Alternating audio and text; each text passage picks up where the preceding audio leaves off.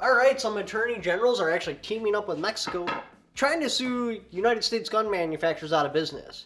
And one of the most important things you need to know is if you'd like to help support the channel, purchase a Freedom Beanie from ShopOnlyTacticalFans.com.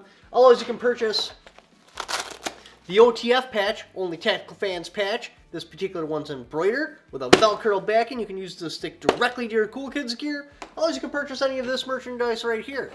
And this money will be used directly in my fight against the ATF. So, Mexico lost a lawsuit in Massachusetts back in September of 2022. What their lawsuit was based around was, hey, some of your American guns wind up in Mexico, and we're going to blame them for human trafficking, drug abuse problems, overdose drug abuse problems, drug trafficking problems, COVID-19, polluting our waters. And so they were like, well, hey, since they're making these, the gun manufacturers, why can't we sue them and put them out of business to solve all these world problems? Well, I mean, unfortunately, you can't. Because if that was the case, there isn't a company in America that would survive. I would probably sue McDonald's for making me fat. Several people would sue car manufacturers for, causing those vehicles to be drunk drivers and hitting and killing people. Several people would sue pen companies for making mistakes. Several people would sue kitchen knife companies for accidentally cutting themselves. Like, the inanimate object obviously cannot be sued. It also cannot be controlled. It's not like Smith & Wesson was like, hey, Smith & Wesson revolver right here, I want you to go out and take innocent lives. The point is, Smith & Wesson sells those products assuming they will be used in lawful acts. Should they not be used in lawful acts, you can't sue them. Now, it is different. Like, let's say Smith & Wesson sold this revolver. It was used in a lawful act, shooting at a gun range. There was some sort of defect in the steel. The revolver explodes, takes off someone's hand. That's a totally different story. Yes, you can sue the gun manufacturer then. So don't get it twisted. It's not that you can't sue gun manufacturers. You can't sue gun manufacturers for other people's actions using their particular product. Again, there isn't an industry in America that would survive if this was allowed. Doesn't matter if you're talking about Chevy, Ford, Dodge, Macintosh, Apple, all of them would be sued out of business because people just do that. That's what people do. So anyway, that happened in 2005 where they even put a special protection on gun manufacturers because they're so important to the freedom of the country. And that would be the PLCAA. Big deal. So now, you're probably wondering, why are state attorney generals backing up another country to try to put our country's security in a lawsuit? The good news is, only 13 state generals. We have 50. That means we have over the majority, which would be 37, that don't agree with this. So you can just go ahead and take a victory lap about that right there. Now, if Mexico was like, hey, I would like to sue the ATF for Operation Fast and the Furious, I don't think there's an American that wouldn't get behind that. That was messed up. That happened from 2006 to 2011. The ATF was illegally trafficking firearms to the drug cartels. You can look this up yourself. It's a fact. They were responsible for several people getting murdered and killed. Gun walking, or letting guns walk, was a tactic used by the Arizona U.S.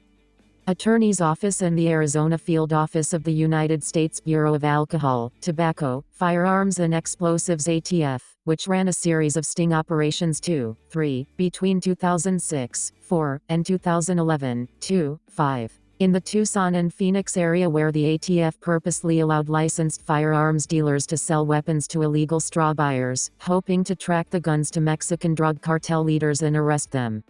6. These operations were done under the umbrella of Project Gun Runner, a project intended to stem the flow of firearms into Mexico by interdicting straw purchasers and gun traffickers within the United States.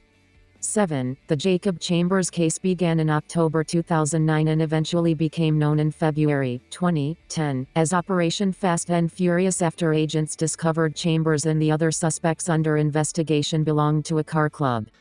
Yeah, Mexico should sue the ATF. I would be like, yeah, go ahead, I'll help in any way I can.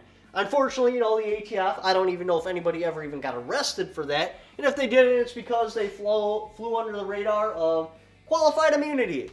In the United States, qualified immunity is a legal principle that grants government officials performing discretionary functions immunity from civil suits unless the plaintiff shows that the official violated clearly established statutory or constitutional rights of which a reasonable person would have known. A lot of people that are like, no, we shouldn't get rid of qualified immunity, like it's an important staple to our law enforcement system. Exhibit A, Fast and the Furious. Why were those people not tried, charged, and put in prison for the rest of their lives?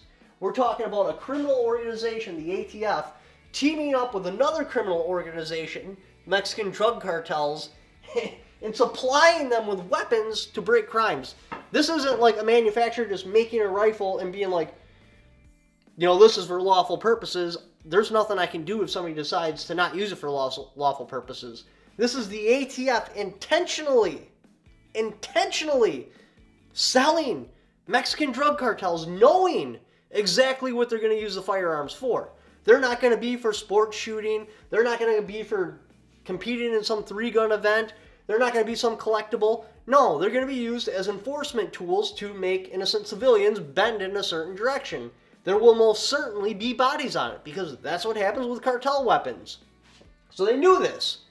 So totally different story. The ATF intentionally sold illegal guns to a cartel knowing that they would break the law. That's the difference between the ATF and the gun manufacturer. No, the gun manufacturer can't be sued. They didn't sell the cartel's illegal firearms. The ATF, on the other hand, has sold the cartel illegal firearms knowing what those firearms are going to be used for. And that's the divider right there. Now, the reason this story comes up again is because Mexico filed an appeal. And like I said, 13 attorney state generals are backing them up. What you need to do is figure out what 13 this is, and if you live in one of those states, do everything in your power to make sure they don't get voted in again. Because clearly they're trying to sacrifice America's security for some sort of political message. Is it going to make America any safer suing these gun manufacturers? No. They were allowed to do it to Bushmaster. What happened? Bushmaster broke. Well, it was Bushmaster and DPMS. They just broke, dissolved the LLCs, other companies bought it, and they were right back up making weapons. When weaponry, Bushmaster, you can't stop it. It's just too popular of a product. It's a necessity in this country, basically. Not going to go and say it is a necessity, but it's right in that same realm. If you take down one manufacturer, they'll just sell the patents, name, and license to Joe Blow, who will start it up, who may not even run it as effectively or as responsible as the original manufacturer. So what are you accomplishing? Nothing. They're going to file bankruptcy, which means the lawsuit's never going to get paid. It's just a giant waste of our time and our tax money to drag these manufacturers to court. Anywho, appreciate you guys watching my videos. Again, if you'd like to support me directly, shoponlytacticalfans.com. Anyway, thank you for watching. Don't forget to subscribe.